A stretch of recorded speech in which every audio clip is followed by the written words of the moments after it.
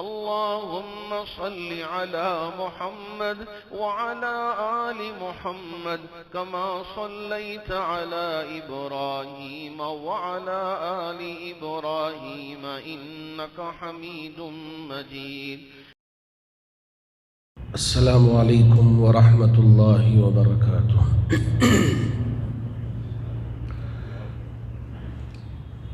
الحمد للہ رب العالمین والصلاة والسلام على سید الانبیاء والمرسلین محمد وآلہ واصحابہ اجمعین. اما بعد فاعوذ باللہ من الشیطان الرجیم. بسم اللہ الرحمن الرحیم. نحن نقص عليك أحسن القصص بما أوحينا إليك هذا القرآن وإن كنت من قبله لمن الغافلين. صدق الله مولانا العظيم. بزرگان محترم، اللہ رب ذوالجلال نے جس کتاب کو ہمارے لیے عطا فرمایا ہے، یہ کتاب میرے اور آپ کے نبی تاجدار مدینہ احمد مصطفیٰ محمد مجتبیٰ صلی اللہ علیہ وسلم کو بطور معجزہ کے عطا فرمایا تھا. جی ہاں، جس دور میں آپ تشریف لائے اس دور میں عرب کے بڑے شعراء تھے، عرب کے بڑے ادیب تھے، عربی زبان کے بڑے ماہر تھے. جب کلام لکھتے تو خوش ہو جاتے کہ ہمارے کلام میں کتنی طاقت ہے، ہمارے کلام میں کتنی وزنیت ہے. اللہ رب ذوالجلال نے میرے اور آپ کے آقا تاجدار مدینہ محمد عربی صلی اللہ علیہ وسلم پر قرآن کو نازل فرمایا. جب قرآن آپ نے تلاوت کیا، لوگوں نے سوچا کہ اس جیسا ہم قرآن تیار کر لیں گے، اس جیسی صورتیں تیار کر لیں گے. میرے رب نے فرمایا وَإِن كُنتُمْ فِي رَيْبٍ مِّمَّا نَزَّلْنَا عَلَىٰ عَبْدِنَا فَأْتُوا بِسُورَةٍ مِّن مِّثْلِهِ وَادْعُوا شُهَدَاءَكُم مِّن دُونِ اللَّهِ إِن كُنتُمْ صَادِقِينَ. اگر تم کو ذرہ برابر بھی شک ہو میرے اس قرآن میں تو لے آؤ ایک صورت. اگر ایک صورت بھی نہیں لے کے آتے تو ایک آیت اس جیسی بنا کے لے کے آؤ، اس لیے کہ تم عرب کے بڑے زبردست شعراء ہو اور بہت زبردست ماہر ہو اور عربی زبان کے ماہر ہو. ایک صورت تو بنا کے دکھا دو، ایک آیت بنا کے ہمارے سامنے پیش کر دو اگر تمہارے دعوے میں سچے ہو.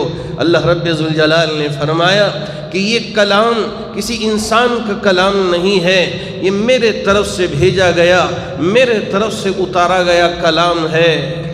اللہ رب ذوالجلال نے یہ کتاب میرے اور آپ کے محبوب نبی صلی اللہ علیہ وسلم کے ذریعے اس امت کے لیے عطا فرمایا اور کہا ہدی للمتقین، کہ اس کتاب میں ہدایت ہے، تقوی، پرہیزگاری اور اپنے آپ کو غلط کاموں سے بچانے والے مومن و مسلمان انسانوں کے لیے ہدایت ہے.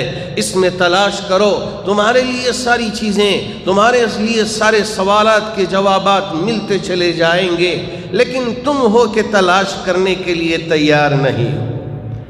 اللہ رب ذوالجلال نے اس کتاب میں وقتاً فوقتاً بعض آیتوں میں بعض نبیوں کا اختصار کے ساتھ تذکرہ فرمایا.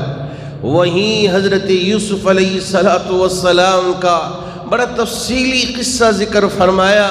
اور اللہ رب ذوالجلال نے اپنے محبوب نبی کے ذریعے قیامت تک آنے والے انسانوں کے لیے اور مسلمانوں کے لیے یہ پیغام دے دیا کہ یہ وہ صورت ہے کہ اسے قصہ کہانیوں کے طور پہ نہ پڑھ لینا اور مزہ نہ لے لینا، بلکہ اس میں تمہارے لیے عبرتیں ہیں، تمہارے لیے نصیحتیں ہیں. اسے عبرت سمجھ کر، اسے نصیحت سمجھ کے پڑھ لینا.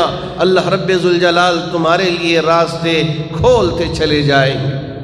اسی لیے رب نے فرمایا نحن نقص علیک احسن القصص بما اوحینا الیک ھذا القرآن. واقعات میں، قصوں میں جو بہترین قصہ ہے اسے ہم آپ سے بیان کرنے جا رہے ہیں. اے میرے محبوب نبی، ہم آپ کے سامنے اسے بیان کرنے جا رہے ہیں. وَإِن كُنْتَ مِن قَبْلِهِ لَمِنَ الْغَافِلِينَ۔ اللہ نے یہ بات بھی واضح کر دیا کہ اس سے پہلے اس واقعے سے آپ باخبر نہیں تھے، اب ہم جب آپ سے ذکر کر رہے ہیں تو یہ واقعہ آپ کو پتہ چل رہا ہے، اس سے پہلے آپ کو پتہ نہیں تھا۔ ہاں اللہ فرماتے ہیں کہ میں ہی تمہارا رب ہوں، میں بتلا رہا ہوں، تمہیں پتہ چل رہا ہے۔ اللہ رب ذوالجلال نے حضرت یوسف علیہ السلام کو بطور حضرت یوسف علیہ السلام کے واقعے کو بطور عبرت کے ہمارے سامنے ذکر فرمایا ہے۔ بھائیوں نے حسد کیا، آج کے زمانے میں بھی بھائی اپنے بھائیوں کی ترقی سے حسد کرتے ہیں، اس لیے کہ یہ منظور نظر تھے اپنے باپ کے، اس وجہ سے بھائیوں نے حسد کیا۔ اللہ رب ذوالجلال نے بتایا کہ جو مقدرات میں ہے وہ ہو کر رہے گا، اس سے کوئی ٹال نہیں سکتا، لیکن جب اگر دعا کرتے ہیں اللہ رب ذوالجلال اس کے ذریعے سے بندوں کی حفاظت فرماتے ہیں۔ ہاں حضرت یعقوب نے بھی، حضرت یوسف نے بھی دعائیں مانگی، اللہ نے حضرت یوسف کی بھی حفاظت فرمائی اور حضرت یعقوب علیہ السلام کی بھی حفاظت فرمائی۔ حضرت یوسف علیہ السلام کا واقعہ مجھے اس وقت بیان کرنا مقصود نہیں ہے، لیکن ان میں سے کچھ آیات کو آپ کے سامنے اس وقت بیان کرنا اور ذکر کرنا مقصود ہے، جس کے ذریعے ہمیں عبرت ملے، جس کے ذریعے ہمیں نصیحتیں ملے، جس کے ذریعے ہمیں راستہ آسان نظر آئے، جس راستے پہ ہم گزر رہے ہیں، جس زندگی کے دور سے ہم گزر رہے ہیں۔ ہم اور آپ اپنی تجارتوں میں، اپنی ملازمتوں میں، اپنی آفیسز کے اندر رہتے ہیں، ہماری کیا ذمہ داری ہے کہ اللہ رب ذوالجلال نے ہمارے لیے ایمان عطا فرمایا ہے کہ ہم ایمان کو اپنے پاس رکھ کے بیٹھ جائیں، یا یہ ہے کہ اپنے اخلاق کے ذریعے دوسروں کو متاثر کریں۔ حضرت یوسف علیہ السلام کو جیل میں ڈال دیا گیا، بغیر کسی گناہ کے، بغیر کسی غلطی کے جیل میں ڈال دیا گیا، قید خانے میں ڈال دیا گیا۔ باوجود اس کے آپ نے صبر کیا، آپ نے واویلا نہیں کیا، قید میں رہنے والے لوگوں کو متاثر کیا، ان کو اٹریکٹ کیا، اپنی طرف مائل کیا، اپنے اخلاق کے ذریعے، اپنے کردار کے ذریعے، اپنے خدمات کے ذریعے۔ آج مسلمانوں کو یہی خدمات اپنانا چاہیے، یہی اخلاق اپنانا چاہیے، یہی طور طریقہ اپنانا چاہیے۔ ایسی نفرتیں نہیں، ایسی زندگی نہیں کہ جس کی وجہ سے لوگ ہم سے خفا ہو کے دور ہو جائیں، ہم سے نفرت کرنے والے بن جائیں، ایسے نہیں۔ قید خانے میں ہے، آئے دو ساتھی آ کے کہنے لگے، ارے بڑے اچھے انسان معلوم ہوتے ہو، آپ ذرا ہمارے خواب کی تعبیر بیان کر دیجئے، ہم نے خواب دیکھا ہے۔ حضرت یوسف علیہ السلام نے دیکھا کہ یہ میری بات کی طرف مائل ہیں، یہ مجھ سے متاثر ہیں، تو آپ نے خواب کی تعبیر ذکر کرنے سے پہلے دعوت دینا شروع کیا۔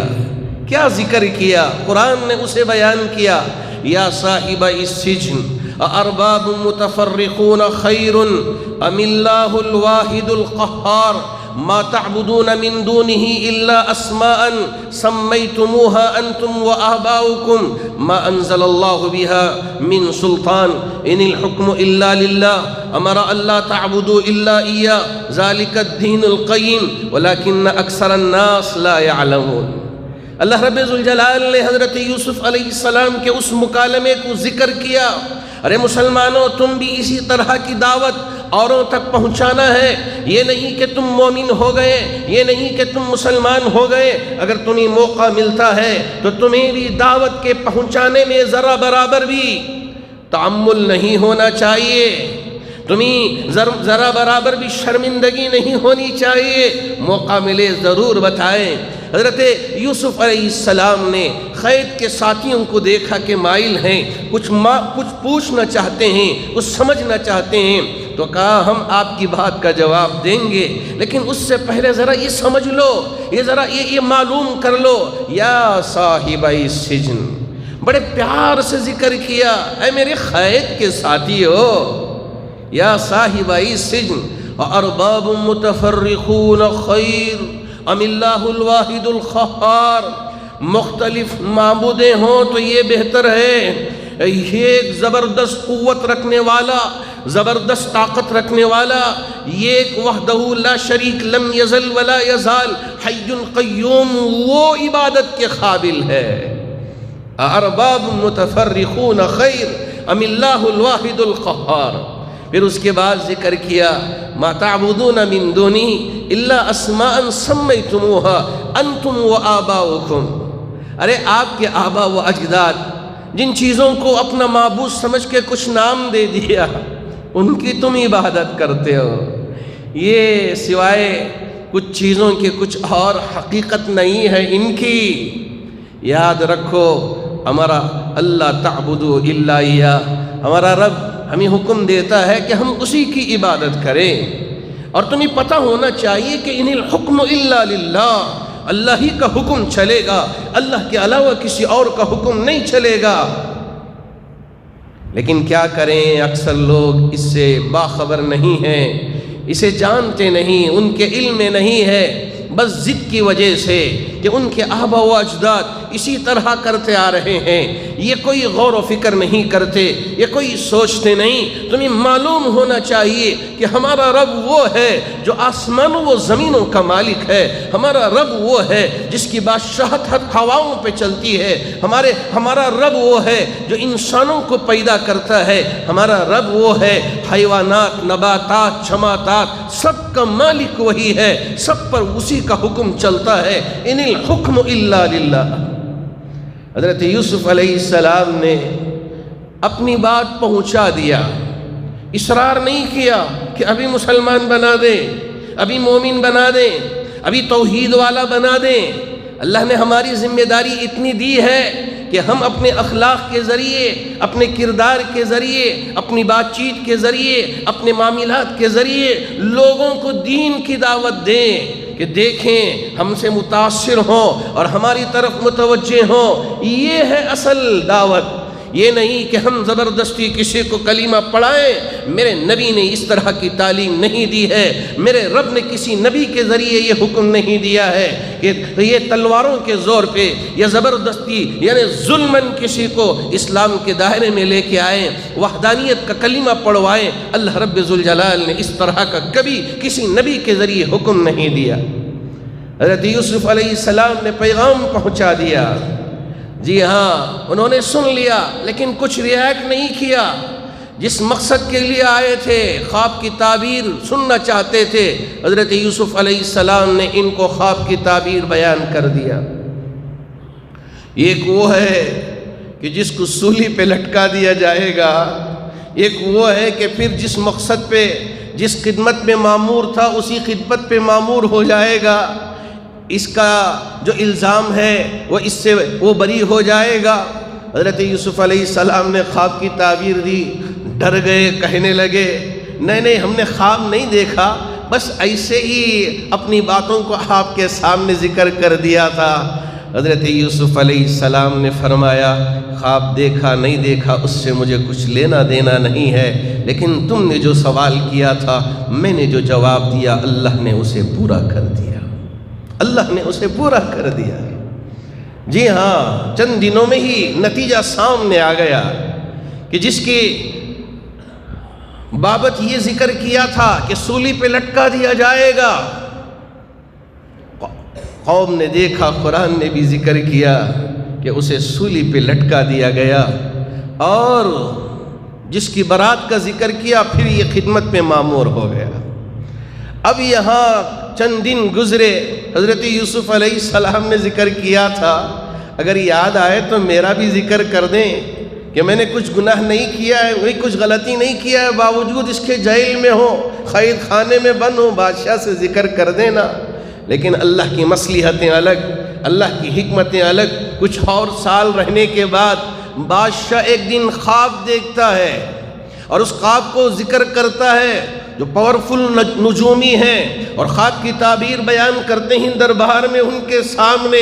وقال الملک انی ارا سبع بقرات سمان یأکلہن سبع عجاف سبع سنبلات واخرى یابسات یا ایہا الملأ افتونی فی رؤیایا ان کنتم للرؤیا تعبرون۔ بادشاہ نے کہا ارے میرے درباریو، تم تو بڑا علم رکھتے ہو، خواب کی تعبیر بیان کرتے ہو، میں نے بھی یہ خواب دیکھا ہے، میری خواب کی تعبیر بیان کرو۔ انی ارا سبع بقرات، میں نے دیکھا ہے کہ 7 گائے ہیں اور وہ بالکل فربا ہیں، اور وہ 7 دبلی گائیوں کو کھا رہے ہیں، اور 7 ہری بھری بالیاں ہیں، اور 7 بالکل سوکھی بالیاں ہیں۔ ایسا لگ رہا ہے کہ 7 ہری بھری بالیاں ان سوکھی بالیوں کو کھا رہے ہیں، اس لیے کہ ان میں ایسے خلط ملط ہو گئے جس کی وجہ سے ایسا نظر آ رہا ہے کہ وہ بالیاں ان کو کھا گئے ہیں۔ اس کی کیا تعبیر ہے؟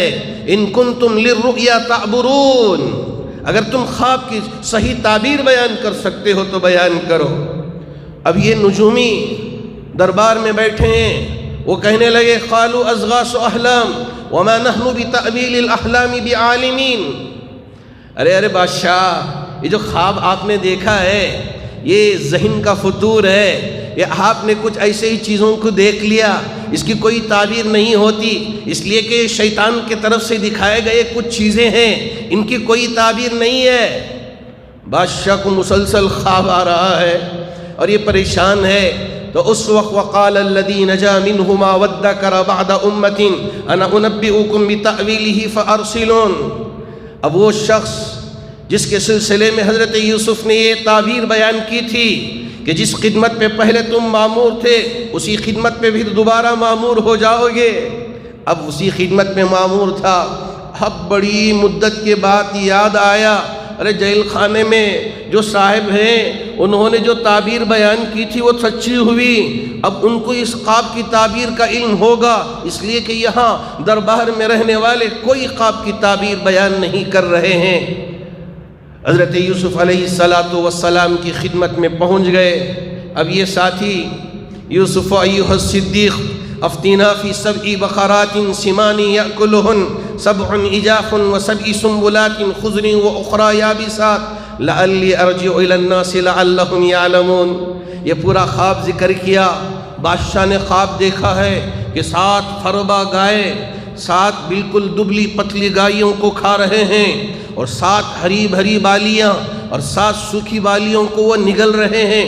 ایسا خواب عجیب و غریب دیکھا ہے، کوئی خواب کی تعبیر بیان کرنے کے لیے تیار نہیں۔ آپ تو بڑے اچھے دوست ہو، بڑے دنوں کے بعد دوست کی یاد آ گئی۔ دیکھیے اخلاق حضرت یوسف علیہ السلام کی۔ ارے بھائی، ایک چھوٹا سا کام دیا تھا بادشاہ کے سامنے میرا تذکرہ کرنے کا، لیکن آپ نے کیا نہیں، پھر دوبارہ آ گئے یہ درخواست لے کے خواب بیان کر دیں۔ ذرہ برابر بھی چہرے پہ جھریاں نہیں، ذرہ برابر بھی کوئی شکوہ شکایت نہیں۔ حضرت یوسف علیہ السلام نے خواب کی تعبیر بیان کرنا شروع کر دیا۔ دیکھیے کہ 7 گائے فربا اور اسی طرح 7 بالیاں ہری بھری، اس کا مطلب یہ ہے کہ آنے والے دنوں میں 7 سال بالکل سرسب و شاداب ہوں گے، خوب بارش ہوگی، خوب کھیتیاں ہوں گی، خوب غلہ نکلے گا، ہر طرف ہریالی ہریالی، جہاں بھی دیکھیں گے سرسب و شادابی نظر آئے گی۔ اس کے بعد جو 7 سال آئیں گے بالکل ایسے سال ہوں گے کہ جن سالوں میں 7 سالوں میں انسانوں کے پاس کھانے کے لیے کچھ نہیں ہوگا، لوگ پریشان ہوں گے، ہر طرف بالکل ویران سی جگہ نظر آتی رہے گی۔ 7 سال سرسبزی و شادابی کے ہوں گے، 7 سال بڑی مشکل کے ہوں گے۔ حضرت یوسف علیہ السلام نے خواب کی تعبیر بیان کی۔ میرے نبی نے بھی فرمایا ہے، ارے انسانوں، یہ زندگی تمہارے لیے ایک امتحان کے طور پر دی گئی ہے، اصل زندگی آخرت کی زندگی ہے، اس پوری زندگی کا حساب و کتاب دینا ہے۔ میرے نبی نے کھول کے امت کے سامنے بیان کر دیا۔ اگر امت یہ سمجھنے لگ جائے ارے اس میں کوئی حیثیت یعنی کوئی سچی بات نہیں ہے، کوئی حقیقت والی بات نہیں ہے، کوئی پیشی نہیں ہوگی، ہماری زندگی ہے، جیسے جیئیں ہماری زندگی ہے، ہم اپنی زندگی گزار لیں، کوئی ہمیں سوال نہیں ہوگا، کوئی وہاں جواب نہیں ہوگا۔ اگر یہ انسان سمجھ کر زندگی گزار لے گا، قسم ہے میرے رب ذوالجلال کی، سوائے خسارے کے کچھ اور ہاتھ نہیں آئے گا۔ اللہ کے رسول علیہ السلام نے امت کے سامنے پیش کیا، جیسے حضرت یوسف علیہ السلام نے خواب کی تعبیر کو بیان کیا، اس وقت کے نجومیوں نے یہ سمجھا، یہ سوچا کہ یہ خواب کی تعبیر ایسے ہی بیان کر دیا ہے، اس میں کوئی سچائی نہیں ہے، یہ تو ایک جھوٹے خواب کی تعبیر ہے، یہ ہو کر نہیں رہے گا۔ اس طرح کی باتیں ان نجومیوں نے حضرت یوسف علیہ السلام کے بتائے ہوئے خواب کی تعبیر کو دھتکار دیا، دھجیاں اڑا دیا۔ آج بھی بہت سارے نوجوان جو حدیثوں میں بیان کیا گیا ہے، قرآن کی آیتوں میں بیان کیا گیا ہے، یا ایھا الناس اتقوا ربکم ان زلزلۃ الساعۃ شیء عظیم یوم ترونها تذہل کل مرضعۃ عما ارضعت۔ ہے میرے اللہ، جب ان آیات کو پڑھتے ہی ہمارا دل دہلنے لگتا ہے کہ ایک قیامت کا دن اتنا ہولناک ہوگا کہ ماں کے پیٹ میں بچے ہوں گے، وہ وضع حمل ہوتے ہوتے ہوتے ختم ہو جائیں گے، یہ آسمان بھی گر جائے گا، یہ زمین بھی پھٹ جائے گی، یہ پہاڑ روئی کی طرح اڑنے لگے گا۔ اذا الشمس كورت واذا النجوم انكدرت واذا الجبال سيرت واذا الاشار اطلت واذا الوحوش حشرت واذا البحار سجرت واذا النفوس زوجت واذا الموءودة سئلت باي ذنب قتلت واذا الصحف نشرت واذا السماء كشطت واذا الجحيم سئرت وَإِذَا الْجَنَّةُ أُزْلِفَتْ۔ اللہ رب ذوالجلال نے قرآن کے ذریعے سارے حالات بیان کر دیے۔ یہ ہماری زندگی ایک امانت ہے، اگر اس زندگی کو ہم نبی علیہ السلام کے بتائے ہوئے طریقے پہ ہم گزار لیتے ہیں، وہاں کوئی خسارہ نہیں ہوگا، وہاں تمہارے لیے جنت انتظار کر رہی ہے۔ یہ پوری زندگی کا حساب و کتاب وہاں دینا ہے۔ اگر یہ احساس ہو جائے، غلط کاموں سے ہم اپنے آپ کو بچا پائیں گے۔ حضرت یوسف علیہ السلام نے خواب کی تعبیر بیان کیا، یہ لوگ ایسے ہی سمجھ گئے، نجومی سوچنے لگے کہاں سے بارش آئے گی، اب یہاں دور دور تک بارش کا کوئی اتا پتہ نہیں ہے۔ اس کے بعد حضرت یوسف کو دربار میں بلایا، انہوں نے اپنی برات کے سلسلے میں ذکر کیا، جائیں پہلے پوچھیں، بادشاہ سے ذکر کریں کہ ان عورتوں کو بلائیں دربار میں، میرے بارے میں پوچھیں کہ کس وجہ سے ہاتھ کاٹ لیا تھا، کیا میں گنہگار ہوں، کیا میں غلط کام کیا ہوں؟ جی ہاں، بلایا بادشاہ نے، معلوم کیا تو انہوں نے برات ظاہر کی۔ اس کے بعد زلیخا نے کہا نہیں نہیں نہیں، میں ہی مائل ہو گئی تھی، مجھ سے ہی غلطی ہو گئی تھی، یوسف پاک ہے، میں گنہگار ہوں۔ یہاں سمجھنے کی ضرورت ہے کہ جب بندہ ہو یا بندی ہو اللہ کی بارگاہ میں صدق دل کے ساتھ توبہ کر لیتے ہیں، بڑے سے بڑا گناہ کیوں نہ ہو اللہ ان کے گناہوں کو بخش دیتے ہیں۔ یہاں زلیخا اتنی بڑی غلطیاں کرنے کے باوجود صدق دل کے ساتھ توبہ کی اللہ کی بارگاہ میں۔ ارے اب تک میں یوسف کے پیچھے پڑی تھی، ارے وہ میرے اللہ، وہ میرا مالک، وہ میرا خدا، سب کچھ وہی ہے، میں اسے چھوڑ کر کہاں یوسف کے پیچھے پڑی ہوں۔ جیسے ہی توبہ کی اللہ رب ذوالجلال نے اس کی کایا پلٹ دی۔ ارے انسانوں، ارے مسلمانوں، مومنوں، سن کے رکھو، جیسا زلیخا گناہ پہ گناہ کرتی رہی، اڑی رہی، جمی رہی، لیکن اس کے بعد جیسے ہی اس کی دل کی کایا پلٹی، ہم نے اس کے سارے گناہوں کو معاف کر دیا۔ اگر تم بھی صدق دل کے ساتھ میری بارگاہ میں مانگتے ہو، میری بارگاہ میں دعا کر لیتے ہو، قسم ہے میرے رب ذوالجلال کی، اس کی رحمت اتنے جوش میں آئے گی کہ ہمارے سارے گناہ مٹ جائیں گے۔ اور اس کے بعد بادشاہ نے طلب کیا حضرت یوسف کو، پورے آہ و جاہ کے ساتھ حضرت یوسف علیہ السلام تشریف لائے۔ بادشاہ نے مشورہ کیا کہ کیا کریں، تو اس وقت حضرت یوسف علیہ السلام نے فرمایا اجعلنی علی خزائن الارض انی حفیظ علیم۔ لیکن اس سے پہلے ایک اور چیز بھی ذکر کیا تھا، وما ابرئ نفسی ان النفس لامارۃ بالسوء الا ما رحم ربی ان ربی غفور الرحیم۔ کہ ہے زلیخا اپنی غلطی کا اعتراف کر لیا، میری کوئی حیثیت نہیں ہے کہ میں اتنا بڑا نہیں ہوں کہ میں اس گناہ سے بچ سکوں۔ وما ابرئ نفسی، میرا نفس بھی بری نہیں ہے۔ ان النفس لامارۃ بالسوء، ہر ایک انسان کے اندر ایک برا نفس رہتا ہے جو برائیوں کی طرف ابھارتا ہے۔ الا ما رحم ربی، مگر جس پر میرا رب رحم کرے وہی بچ پائے گا۔ ان ربی غفور الرحیم، میرا رب وہ ہے، اگر گناہ ہو گیا جیسے زلیخا نے معافی مانگ لی، توبہ کر لی، اللہ نے بخش دیا، رحم کر دیا، مجھ پر بھی رحم کیا، اس لیے میں بچ پایا۔ اگر مجھ پر میرا رب رحم نہ کرتا تو میرے بھی قدم اٹھ جاتے، میں بھی غلط کاموں میں پڑ جاتا۔ میرے رب نے میری حفاظت کی، اس لیے میں بچ پایا ہوں۔ الا ما رحم ربی، حضرت یوسف علیہ السلام نے یہ ذکر کر کے ہمیں بتایا، کبھی اپنے علم پہ نہ اترانا، کبھی اپنے علامت الدہر پہ نہ اترانا، کبھی اپنے بزرگی پہ نہ اترانا، اس لیے کہ اللہ جس پہ رحم کرتا ہے وہی بچ پاتا ہے۔ ورنہ بڑے بڑے علامت الدہر کو بھی دیکھا ہے برباد ہوتے ہوئے، گناہوں کے دلدل میں پھنستے ہوئے۔ بس ہم اللہ کی بارگاہ میں یہی دعا کرتے رہیں، اے میرے رب میری کوئی حیثیت نہیں ہے، اگر آپ بچائیں تو میں بچ پاؤں گا، اگر آپ نہ بچائیں تو میں برباد ہو کے رہ جاؤں گا۔ حضرت یوسف علیہ السلام نے بادشاہ سے ذکر کیا، اجعلنی علی خزائن الارض، مجھے آپ وزیر خزانہ بنا دیجئے تاکہ میں سارے نظام کو کر سکوں، ساری ترتیب دے سکوں۔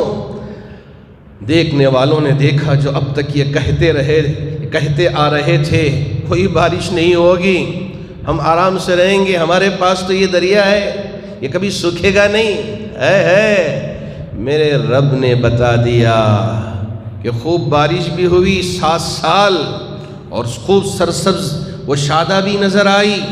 حضرت یوسف علیہ السلام نے ذخیرے کو کرنے کا طریقہ بتایا کہ کیسے۔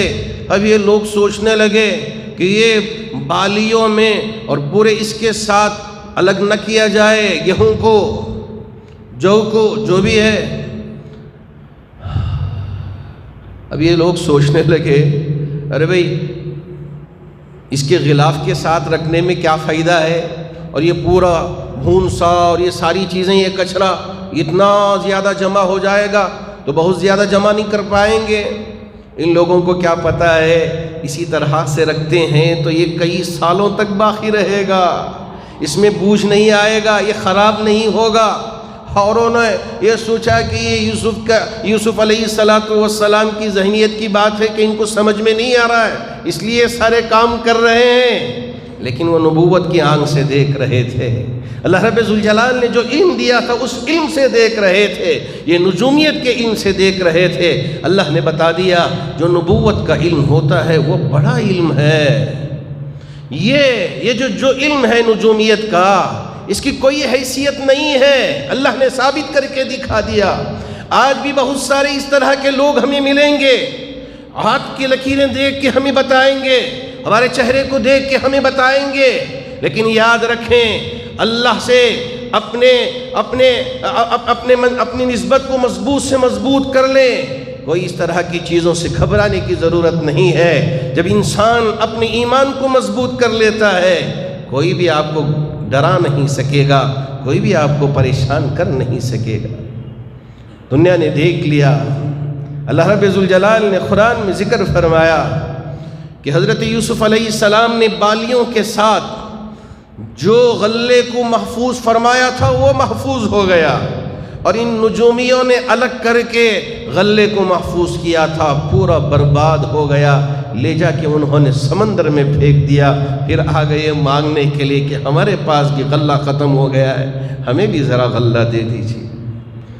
یہ ساری ترکیبیں کرنا اور ان ساری چیزوں کو سوچنا یہ توکل کے خلاف نہیں ہے۔ یہی اللہ بتانا چاہتے ہیں کہ ہم یہ سوچنے لگ جاتے ہیں کہ اگر ہم ان چیزوں پہ عمل کرتے ہیں، ترکیب کرتے ہیں اور اپنی زندگی کو ترتیب دیتے ہیں، اچھی تجارت کرتے ہیں، اچھا بزنس کرتے ہیں اور اپنے بچوں کے لیے کچھ یعنی پراپرٹی بنا لیتے ہیں، تو یہ توکل کے خلاف نہیں ہے۔ لوگ یہ سوچتے ہیں کہ دیکھو اسے آخرت کی فکر نہیں ہے، آخرت سے غافل ہو کے یہ بنا رہا ہے۔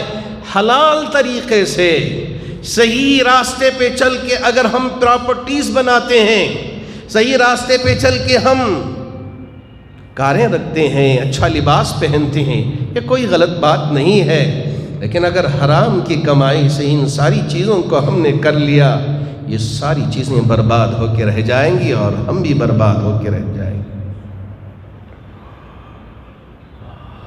اللہ رب ذوالجلال نے حضرت یوسف علیہ السلام کے اس واقعے کو قرآن میں ذکر کر کے آج کی امت مسلمہ کے لیے یہ سبق دیا کہ تم بھی جیسے حضرت یوسف علیہ السلام نے ذکر کیا، میرے نبی نے بھی فرمایا ہے کہ آپ اپنے علماء سے اور صاحب دانش سے، صاحب عقل سے، صاحب فہم سے رائے لے کر آگے کے امور کو اگر طے کرتے ہوں تو یہ کوئی غلط بات نہیں ہے، یہ توکل کے خلاف نہیں ہے۔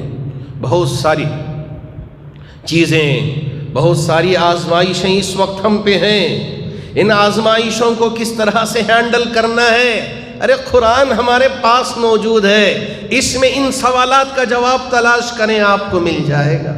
آپ ذرا بیٹھیں، ذرا پڑھیں، ذرا غور و فکر کریں۔ قرآن اس لیے نہیں ہے کہ صرف آنکھوں سے لگا کے غلاف میں ڈال کے اوپر رکھ دیں، یا صرف تلاوت کر کے سورہ بقرہ پڑھ لیں اور شیطان کو بھگا دیں اور جادو کو ختم کر لیں، یا تعویذ بنا کے گلے میں ڈال لیں۔ اس لیے قرآن نہیں ہے اصل، قرآن اس لیے ہے کہ آپ اسے سمجھیں اور اسے اپنی زندگی کے یعنی راستے کے لیے اختیار کریں کہ کیسی زندگی گزارنا ہے، جب جا کے نا آپ کو پتہ چلے گا۔ آپ تو اسے اس لیے رکھ لیا۔ اللہ کرے کہ اللہ ہمیں قرآن سمجھنے اور قرآن کے ذریعے سے راستہ اختیار کرنے اور نبی علیہ الصلاۃ کے بتائے ہوئے طریقے اور یہ قرآن کو آپ نے جو سمجھایا ہے اسی طرح سے سمجھنے کی توفیق عطا فرمائے۔ اللہ رب ذوالجلال نے ایک موقع دیا ہے ہمیں سمجھنے کا، ایک موقع دیا ہے تدبیریں کرنے کا۔ اب اگر ہم صحیح تدبیریں کریں گے اور صحیح راستہ اختیار کریں گے تو ہم کامیاب و کامران ہوں گے۔ اللہ کرے کہ اللہ رب ذوالجلال مجھے بھی اور آپ کو بھی حکمت اپنانے اور صحیح تدبیریں اختیار کرنے کی طاقت و توفیق عطا فرمائے۔ محترم حاضرین گرامی، آپ نے شاید سنا ہوگا اور اخبارات میں پڑھا ہوگا کہ ہمارے اس کرناٹک میں اور خاص طور پر بنگلور میں بہت سارے ایسے علاقے ہیں جہاں ووٹر سے ناموں کو ڈیلیٹ کر دیا گیا ہے۔ 6 لاکھ سے زیادہ نام ڈیلیٹ کر دیے گئے ہیں۔ اب ان کی کیا سازشیں ہیں، کیا مکر ہے، یہ اللہ بہتر جانتا ہے۔ اس پر ہمارے وکلاء حضرات جو خاص طور پر ہمارے وکیل ہیں، میں ان سے گزارش کرنا چاہوں گا جو بھی یہ قانونی کارروائی ان پہ کرنا ہے وہ آپ ان پر کارروائی کریں۔ اس وقت ہمارے وکیلوں کے اتحاد ہونے کی ضرورت ہے، ان میں اتحاد آئے، پیسوں کے لیے نہیں، جھوٹ کے لیے نہیں، غلط کاموں کے لیے نہیں۔ اس وقت امت کے لیے، انسانیت کے لیے، اس ملک کے لیے آپ کی خدمات کی ضرورت ہے۔ آپ آگے آئیں، اس پر جو کارروائی آپ کر سکتے ہیں وہ کارروائی آپ کریں۔ دوسری میری آپ سے اپیل ہے کہ آپ یہ نہ سوچیں کہ چلیں یہ ووٹ اس سے ہمارا کوئی واسطہ نہیں ہے، ہمارے کام کی کوئی بات نہیں ہے۔ اس طرح بھی اگر آپ اسے نظر انداز کر دیں تو آنے والے دنوں میں میانمار میں جو ہوگا وہی ہندوستان میں بھی پھر دوبارہ لوٹ کے آئے گا وہ وقت۔ اللہ کرے کہ وہ وقت نہ آئے، اس لیے کہ ماشاءاللہ آپ سمجھدار ہیں، آپ ہماری باتوں کو سمجھتے ہیں اور آپ ماشاءاللہ قرآن بھی پڑھتے ہیں، سمجھتے ہیں۔ حضرت یوسف علیہ السلام کے اس واقعے کو اسی لیے میں نے ذکر کیا کہ جیسے تدبیریں، حکمتیں انہوں نے اپنائی، امت کو بھی اسی طرح کی تدبیریں اپنانے کی ضرورت ہے، اسی طرح کی حکمتیں اپنانے کی ضرورت ہے۔ یہ جو نام ڈیلیٹ ہو گئے ہیں، کس کے ہیں، کیا ہے، پتہ نہیں۔ جب ووٹ ڈالنے کا وقت آتا ہے اس وقت ہم کارڈ لے کے جاتے ہیں، پتہ چلتا ہے کہ لسٹ میں ہمارا نام نہیں ہے، تو ہم سوچتے ہیں کہ میرے ایک ووٹ سے کیا ہوگا، میرے ایک ووٹ سے کیا تبدیلی آ جائے گی، چلیں بس جو ہوگا سو ہوگا۔ اس طرح اگر ہم تساہل برت لیں، تغافل برت لیں تو آنے والے دنوں میں پریشانی آ سکتی ہے۔ اس لیے میں ہر ہندوستانی سے یہ کہنا چاہوں گا کہ آپ اپنا یہ جو حق ہے، جمہوریت نے ہمیں یہ حق دیا ہے اور اس حق کی بڑی قیمت ہے، اس لیے اس حق کو آپ ضائع نہ کریں بلکہ اس کا صحیح طریقے سے استعمال کرنا یہ وقت کی اہم ترین ضرورت ہے۔ اسے چیک کریں تو کیسے چیک کریں؟ کیا آفیسوں کی چکر لگائیں؟ نہیں، بہت سارے نوجوان سب کے پاس اینڈرائڈ فون بھی ہے، ایپل فون بھی ہے، آپ بس اسے اٹھائیں، اس میں ووٹر ہیلپ لائن کا ایک ایپ ہے، اس ایپ کو آپ کے فون میں ڈاؤن لوڈ کر لیں، اسے اوپن کریں، اوپن کر کے آپ کے آئیڈینٹی کارڈ کا نمبر، ایپک نمبر جسے کہتے ہیں، اس نمبر کو آپ ڈال دیں تو فوراً تفصیلات آئیں گی۔ اگر اس میں موجود ہو، اگر ڈیلیٹ ہو گیا ہے تو آپ کو پتہ چل جائے گا کہ آپ کا نام اس میں نہیں ہے۔ اب اس آپ کی مدد سے ہی اپنے نام کو بھی داخل کر سکتے ہیں یا شکایت بھی درج کروا سکتے ہیں، ساری سہولیات ہیں۔ میں ان نوجوانوں سے، ہر محلے کے نوجوان سے گزارش کرنا چاہوں گا، آپ ذرا کھڑے ہوں، اس وقت آپ کی ضرورت ہے، آپ کی خدمات کی ضرورت ہے، گھر گھر جائیں، اس لیے کہ بہت سارے ہمارے ایسے لوگ ہیں جن کو آپریٹ کرنا نہیں آتا، جن کو چلانا نہیں آتا، جن کو دیکھنا نہیں آتا۔ اس وجہ سے ہمارے نوجوان غیر ضروری چیزوں میں الجھے بغیر، غیر ضروری چیزوں میں پڑے بغیر ذرا یہ کام کریں کہ آپ کے گھر کے ادھر بازو جو احباب رہتے ہیں، کبھی ان کے پاس چلے جائیں، اس لیے کہ اب یہ موقع ہے کہ نام کو اندراج کر سکتے ہیں۔ آپ ذرا اس خدمت پر لگیں، اللہ کرے کہ اللہ میری اس آواز کو ہر نوجوان تک پہنچا دے، کرناٹک کے ہر نوجوان تک میری آواز کو پہنچا دے، اور ہر نوجوان اس کام کو یہ یکسوئی کے ساتھ، توجہ کے ساتھ انجام دیں۔ یہ لوگ کرتے رہیں گے، ہماری طاقت کو کمزور کرنے کی کوشش کرتے رہیں گے، لیکن سمجھداری اسی میں ہے کہ ہم دور اندیشی سے کام لیتے ہوئے ان ساری چیزوں کو حکمت کے ساتھ، تدبیر کے ساتھ اگر انجام دیتے ہیں، یقین مانیے دشمن جتنے بھی حربے استعمال کر لیں انشاءاللہ وہ ضرور ناکام ہوں گے۔ میرے نبی علیہ السلام نے بھی یہی فرمایا ہے۔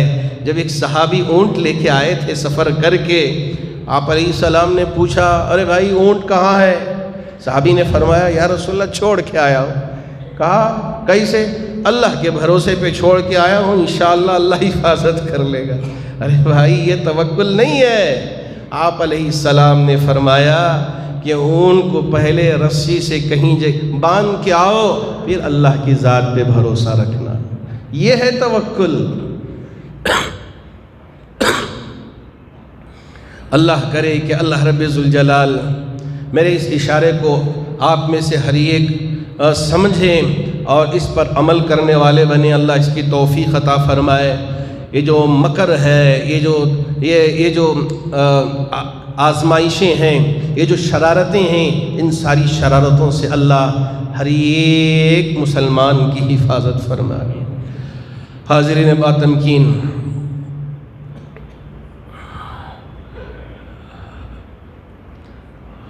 اللہ کرے کہ اللہ رب ذوالجلال ہمارے احباب میں یہ جو جذبہ ہے اس جذبے کو ہمیشہ باقی رکھے۔ اس لیے کہ ایک نوجوان نبی آئے، آ کے کہنے لگے، حضرت میرے پاس گھر نہیں ہے، گھر خریدنا چاہتا ہوں، لیکن اس سے پہلے تاکہ اللہ مجھے صحیح رہنمائی کرے، صحیح مکان دے، ایسا مکان دے جو میرے لیے سکون کا باعث بنے، ایسا مکان نہیں کہ وہاں خوبصورتی تو ہو لیکن سکون نہ ہو۔ اللہ اس مکان سے حفاظت کرنے کے لیے سب سے پہلے میں ایک بچی کے نکاح کا انتظام کرتا ہوں، پیسے لے کے آیا ہوں، آپ اسے ذرا رسید کاٹ دیں۔ ہاں ہم ارادے کرتے ہیں، ہم نیتیں کرتے ہیں، نہ میرے بس میں ہے نہ آپ میں سے کسی کے بس میں ہے کرنے والے ذات اللہ کی ہے، اللہ ہی حفاظت کرنے والا ہے، اللہ ہی نیتوں کو پورا کرنے والا ہے، نیتوں کو دیکھنے والا ہے۔